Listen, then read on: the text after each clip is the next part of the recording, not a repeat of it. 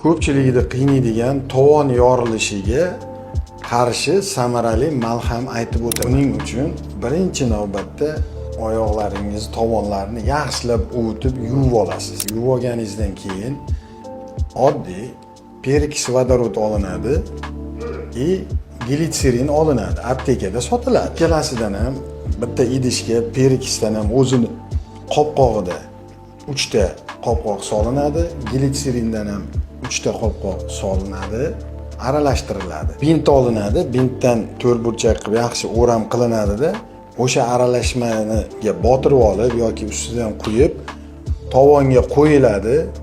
Ustidan keyin yelin paket qo'yiladi-da, keyin nask yemi yoki qanaqadir mato bilanmi o'rab 3 soat davomida kamida saqlanadi o'sha. Xuddi mana shu usulni 3-4 kun takrorlaysiz, natijasini ko'rasiz.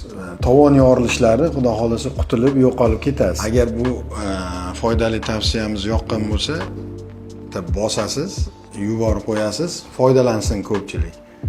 Salomat bo'lasizlar.